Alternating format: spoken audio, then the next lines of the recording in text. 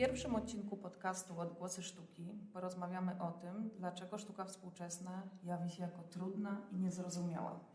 W szerokich kręgach odbiorców nie cieszy się ona dobrą renomą i uważana jest za elitarną. Na pewno jedną z przyczyn tego problemu stanowi dotychczasowa szkolna edukacja w tym zakresie, wynikająca z oficjalnego programu nauczania. Do tego dochodzą media, które w kontekście sztuki współczesnej prawie wyłącznie relacjonują rekordy aukcyjne, informują nas o skradzionych bądź odnalezionych obrazach lub o skandalach mających miejsce na wystawach. Brzydka, niezrozumiała, hermetyczna, skandaliczna. Mógłby ją stworzyć każdy, nawet dziecko. Z takimi i wieloma innymi stereotypami sztuka współczesna mierzy się na co dzień. Jakie są tego przyczyny? Jak z tymi stereotypami walczyć? Dlaczego warto oglądać sztukę współczesną? O tych zagadnieniach porozmawiam z moją gościnią, Magdaleną Ujmą, prezeską sekcji polskiej Międzynarodowego Stowarzyszenia Krytyki Artystycznej AIKA. Spotykamy się w krakowskim kinie studyjnym i kawiarni Kika, które gości nas na czas tej rozmowy. Witam Cię, Magdo, serdecznie. Dzień dobry, witam. Pomyślałam sobie, że zaczniemy może od w ogóle takiego szerokiego przedstawienia Twojej sylwetki naszym słuchaczom. Magdalena Ujma jest krytyczką i kuratorką wystaw. W 1993 roku ukończyła historię sztuki na Katolickim Uniwersytecie Lubelskim. Od 2018 jako kustoszka opiekuje się kolekcją w Krykotece, Ośrodku Dokumentacji Sztuki Tadeusza Kantora. Wcześniej zaś pracowała w Muzeum Sztuki w Łodzi i Galerii Sztuki Współczesnej Bunkier Sztuki. Przez kilka lat działała również jako niezależna kuratorka. W 2011 roku wydała książkę Sztuki wizualne, sztuka i skandal. Napisała kilkaset tekstów o sztuce. Prowadziła też blog poświęcony krytyce artystycznej o nazwie Krytyk sztuki na skraju załamania nerwowego oraz warsztaty poświęcone pisaniu tekstów o sztuce. Na Akademii Sztuk Pięknych w Krakowie wykłada krytykę artystyczną i wybrane zagadnienia sztuki współczesnej. Wow, Magda, jest tego bardzo dużo. Strasznie długa ta notka. Strasznie długa, aż mi głupio. Ale pokazuje nam tak naprawdę, dlaczego wybrałam, czy zdecydowałam się zaprosić Ciebie właśnie do tego podcastu, bo wydaje mi się, że osoba o tak szerokich zainteresowaniach i wiedzy i doświadczeniu w zakresie sztuki współczesnej pomoże może naszym słuchaczom w zorientowaniu się tak naprawdę, w czym tkwi ten problem sztuki współczesnej. I może od tego byśmy zaczęły.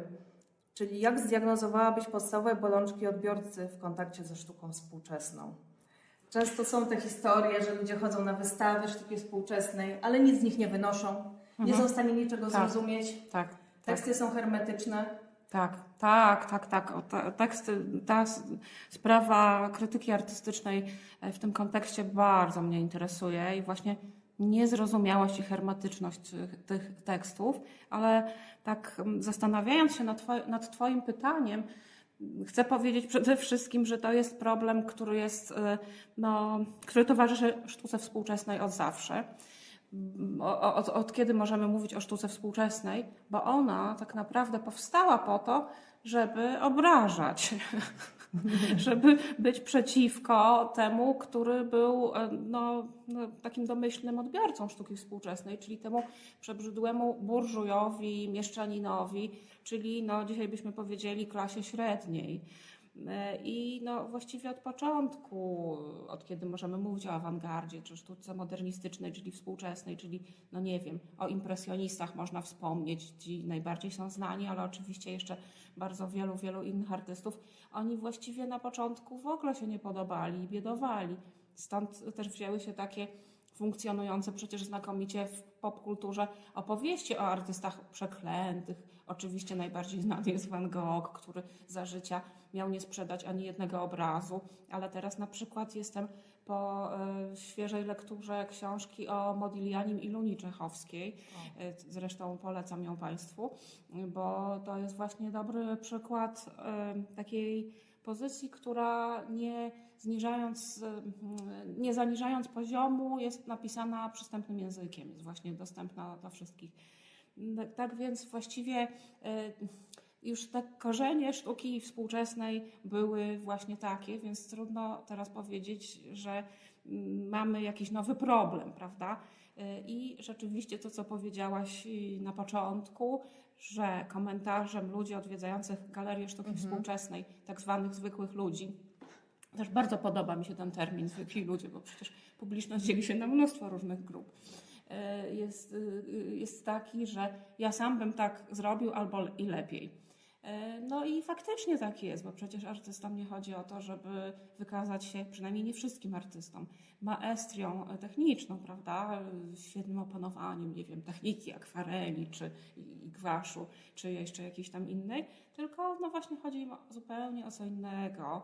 I tak jak mówił Marcel Duchamp, sztuka jest obecnie no, kwestią, zresztą powtarzał to po Leonardzie da Vinci, że no, cosa mentale, prawda, że jest no, właściwie sztuką konceptualną, sztuką do myślenia bardziej niż do podziwiania maestrii czy napawania się pięknem odmalowanych widoków. Jakoś tak się złożyło, że o malarstwie cały czas gadam.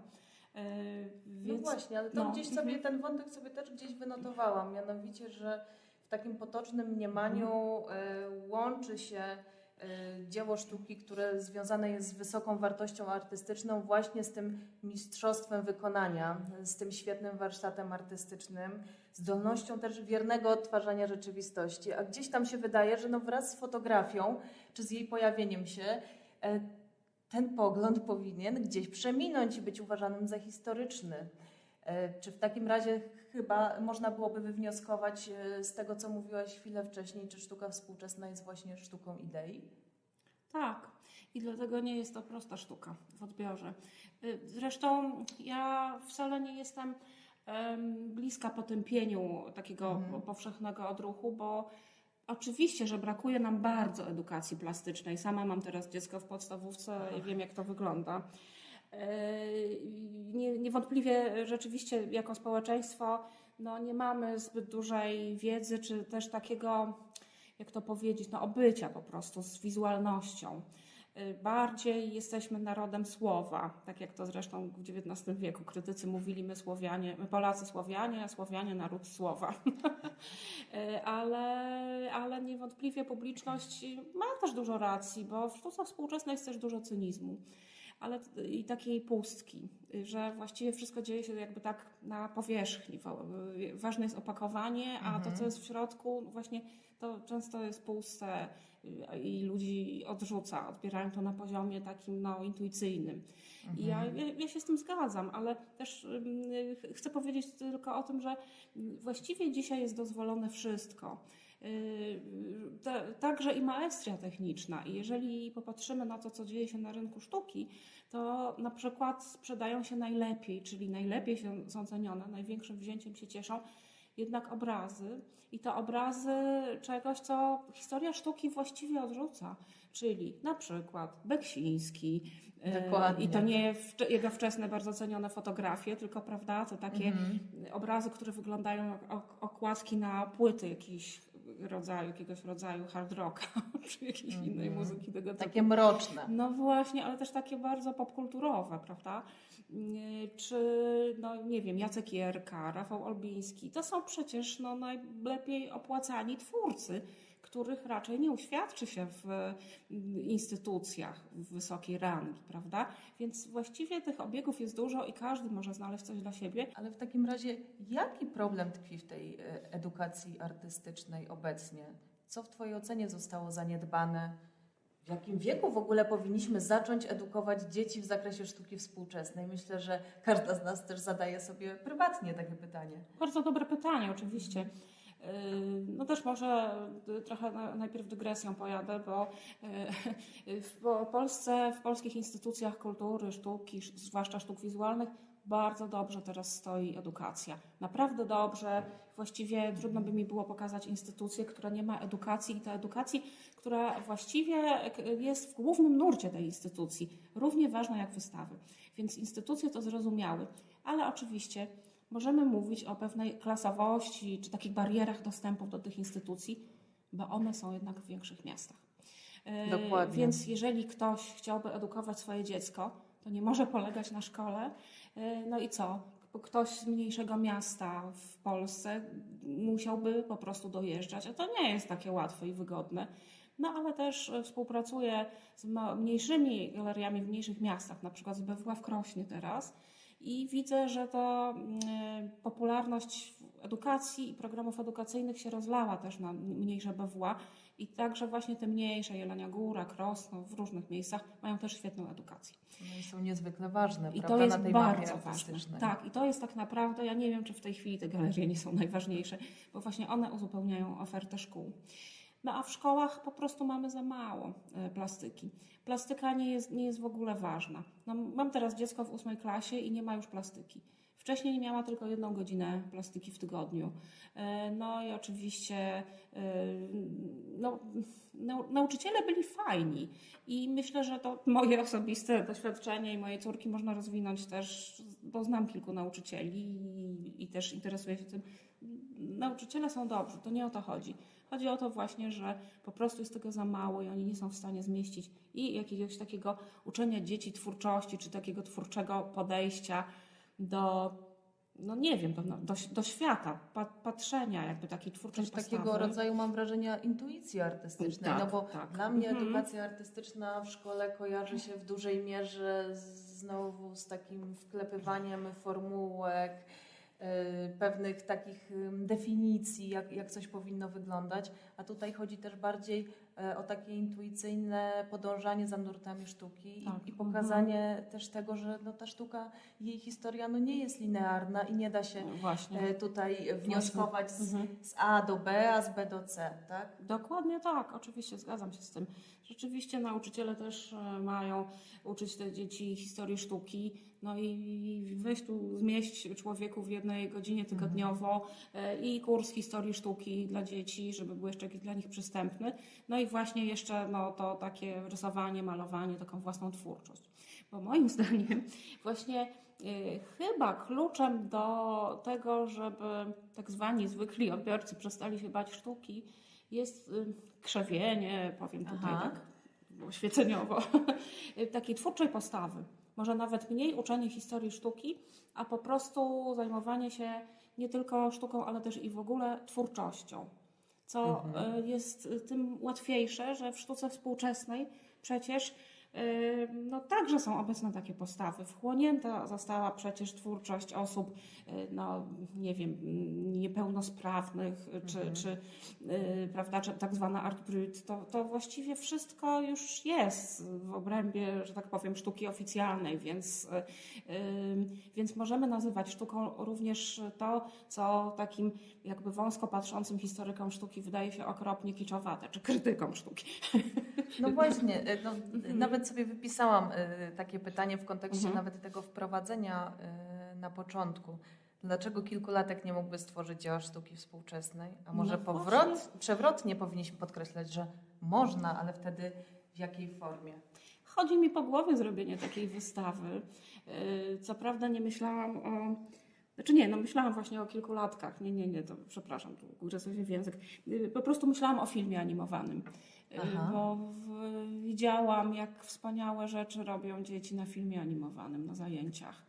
I naprawdę są to rzeczy, które mogą się mierzyć z po prostu dziełami animacji dobrymi, takimi poważnymi, ale oczywiście muszą być odpowiednio skontekstualizowane. Zaopiekowane, tak. I te dzieci też muszą wiedzieć, prawda? No to też nie można tak tych dzieci wykorzystywać, bo one tworzą po prostu z inną świadomością, no, tworzą swoje historie w tych filmach. Ale moim zdaniem jak najbardziej można. Zresztą takie próby były podejmowane, bo na przykład Zachęta za dyrektury Hanny Wróblewskiej miała taką tradycję, że co roku, pod koniec roku bodajże, robiła wystawę dziecięcą, sztuki współczesnej dla dzieci. No i bodajże ostatnia edycja, czy przedostatnia była taka, że byli zaproszeni artyści, ale też i ich dzieci. Dzieci też tworzyły własne dzieła i to po prostu było super. Bardzo ta edycja się podobała wszystkim.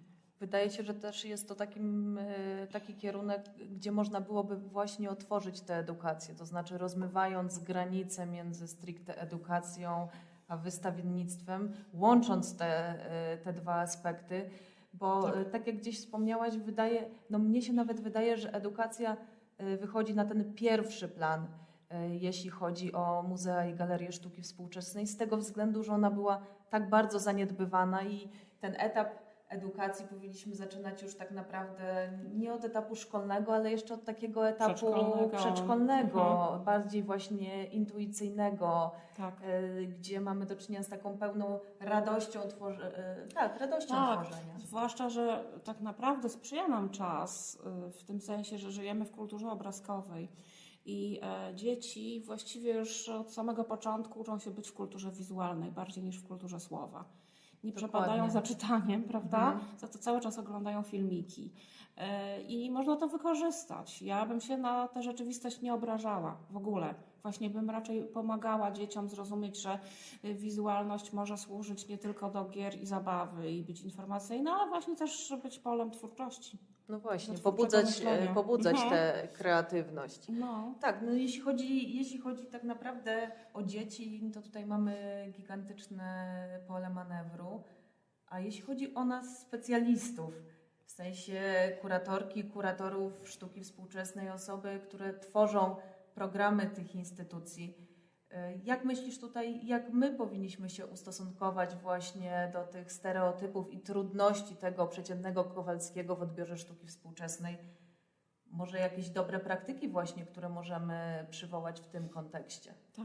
Tak, no właśnie nie widzę tutaj pola do systemowej zmiany, bo wydaje mi się, że ta niechęć do sztuki wizualnej współczesnej jest w społeczeństwie no tak zakorzeniona, ona jest, i też jej przyczyny nie są tak proste, jak powiedziałam na początku tak naprawdę, no bo to też są przyczyny społeczne związane z tym, że bardzo wielka część naszego społeczeństwa po prostu jest skupiona na kwestii awansu społecznego i takim, no i cały czas potrzebuje takiego dowartościowania społecznego, jakby, że no, powiedzmy awansowała do klasy średniej i potrzebuje takich widomych oznak tego awansu i te widome oznaki to raczej, ja nie mówię tego złośliwie, mówię trochę jak taki domorosły socjolog, ale no nie wiem, to są samochody, nie, mieszkania. Z drugiej strony jest to też zrozumiałe, bo to nie tylko są oznaki awansu, ale po prostu życie, kwestia wygodniejszego życia.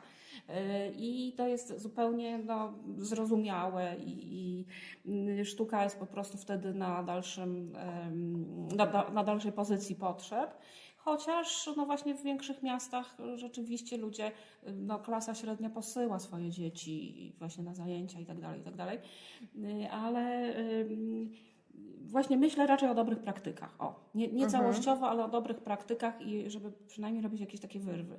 No więc wydaje mi się, że takie najprostsze działania, które pracując w Bunkrze Sztuki przecież widziałam, czy wcześniej w Muzeum Sztuki w Łodzi, one naprawdę procentują. Na przykład w Muzeum Sztuki w Łodzi, pracowałam tam w latach 90., ale działa to do tej pory, była znakomita taka edukacja przygotowująca uczniów do olimpiad o sztuce i były to cykle wykładów na bardzo dobrym poziomie i przychodziło naprawdę bardzo dużo osób i to właśnie była taka edukacja uzupełniająca to, co dzieje się w szkole.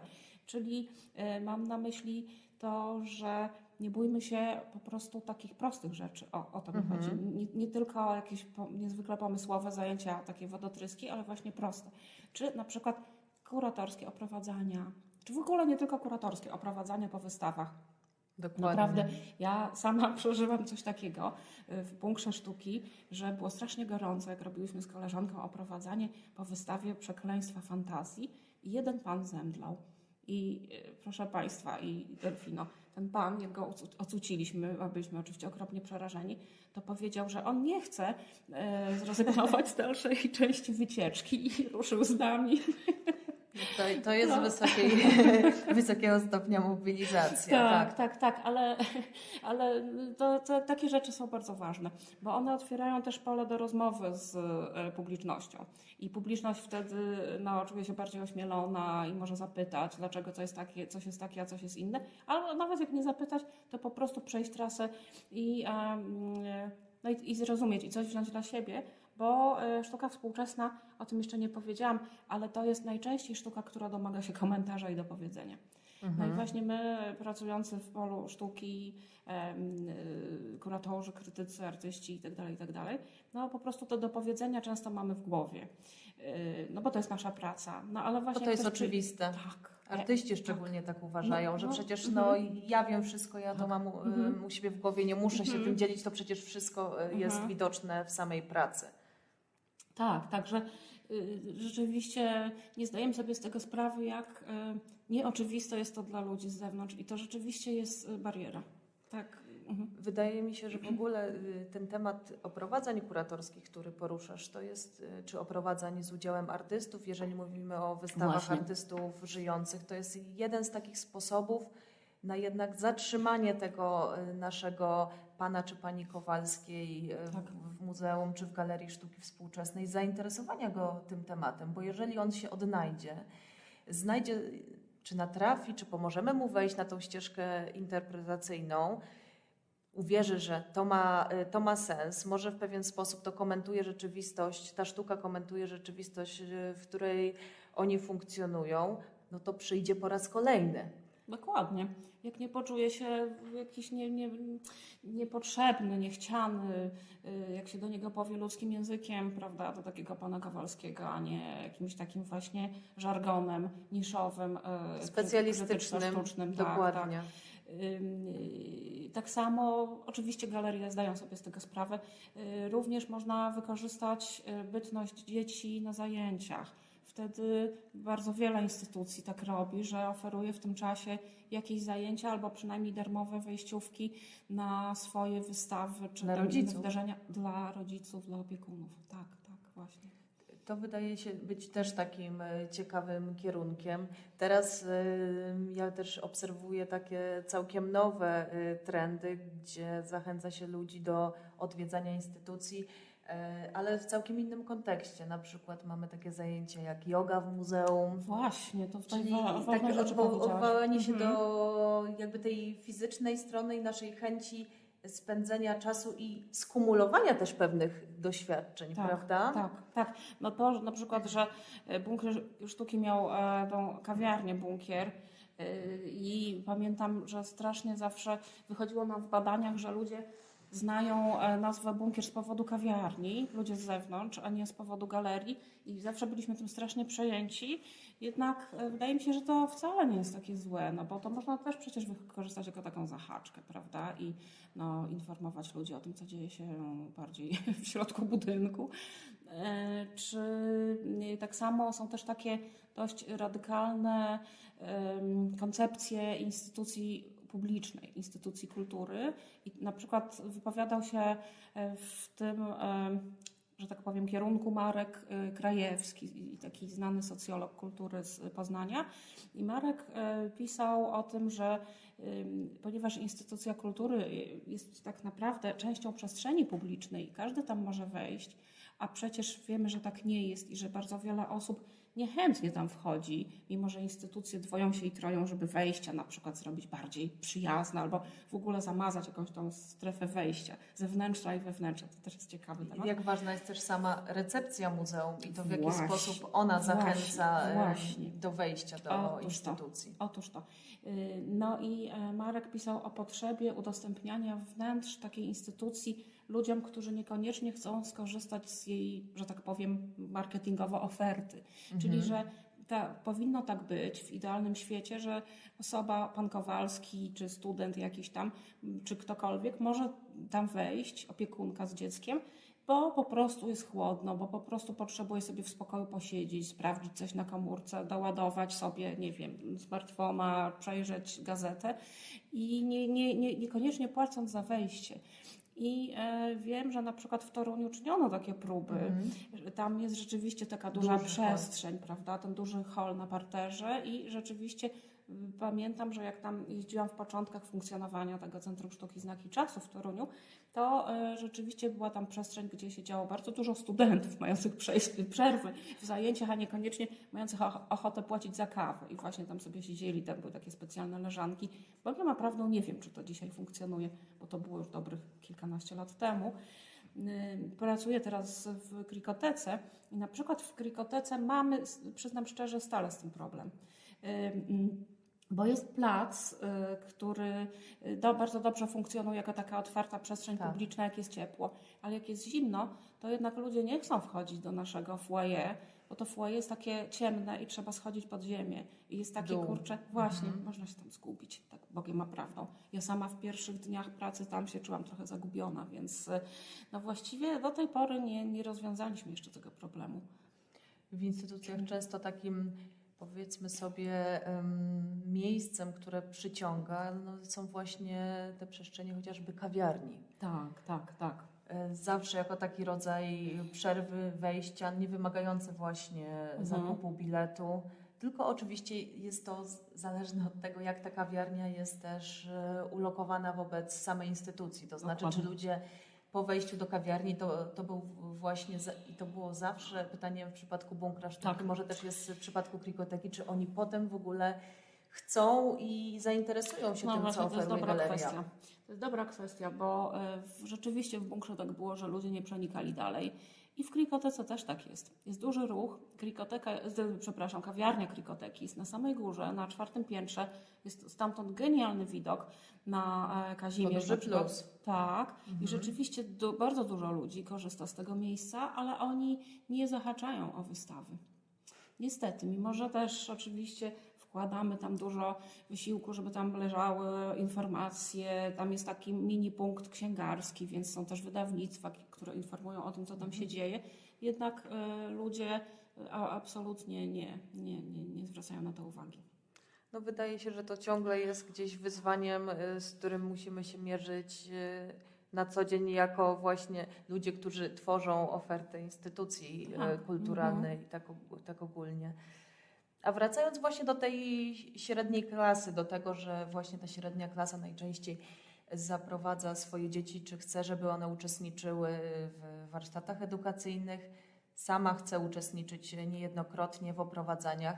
A co też z tym wątkiem takim najprostszym, czyli sztuki współczesnej w mieszkaniach, w domach, zamiast reprodukcji klasycznych mistrzów, tutaj w cudzysłowie. Może to jest sposób na popularyzację sztuki współczesnej. Bardzo fajny pomysł. I tutaj od razu powiem, że przypomniała mi się, jak mówiłaś przed chwilką, przypomniała mi się inicjatywa Bettiny Bereś, czyli wypożyczalnia obrazów. I to jest po prostu super świetny pomysł. A instytucje tego nie robią. Powiedz może w ogóle coś więcej o tej idei. Dobra, tylko skończę tę myśl, że właściwie nie wiem, dlaczego nie robią i tutaj musiałabym przypomnieć sobie, czy prawo na to pozwala, ale to inna sprawa. Natomiast Bettina Bereś kilka lat temu właśnie wpadła na ten pomysł, że nie chce być taką klasyczną polską malarką, malującą, że tak powiem, do szuflady od razu, znaczy od czasu do czasu mającą swoje wystawy, na które przychodzi miłe grono przyjaciół, ale zawsze tych samych osób i właściwie bardzo rzadko przebić się, czy tam wyjść z tej bańki. No i zaczęła na mediach społecznościowych propagować właśnie ideę tego, że wypożycza obrazy swoje, własne, i ma stworzony również regulamin do tego.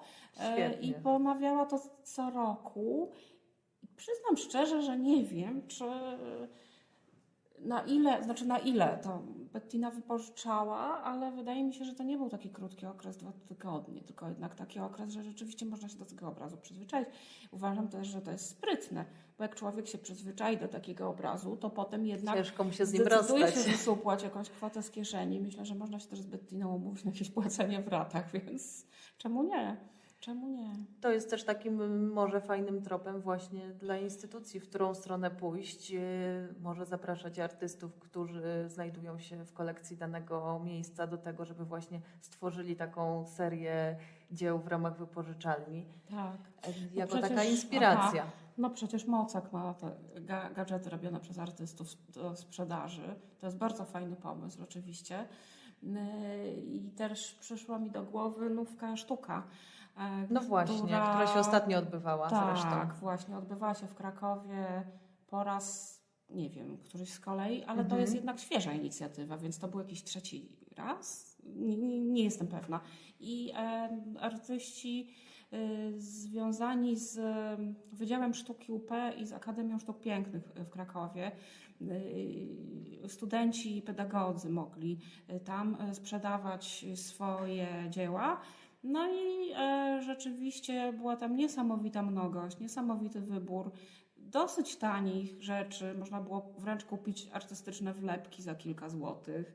Bardzo fajny pomysł. Oprócz tego Dosłownie. graffiti, oprócz tego Plakaty. plakaty. Mhm. Świetne. Zachęcam wszystkich do korzystania właśnie z takich ofert, bo też można po prostu pójść pogadać z artystami, którzy jak się okazuje nie gryzą i są właśnie chętni do opowiadania o tym, co robią. Sama poznałam kilka ciekawych osób. No właśnie, po pierwsze bezpośredni kontakt, a po Tak, drugie mhm. ta świadomość, że możemy posiadać dzieło sztuki współczesnej, pracę artysty, którego właśnie poznaliśmy, w rozsądnym budżecie. Dokładnie, tak. Oczywiście były tam rzeczy też po kilka tysięcy, ale dało się coś znaleźć zdecydowanie na przeciętną kieszeń. Na pewno też taką okazją jest pokaz tych wystaw końcoworocznych w Akademii Sztuk Pięknych w Krakowie, gdzie można poznać młodych absolwentów, ale także studentów i kupić od nich bezpośrednio pracę.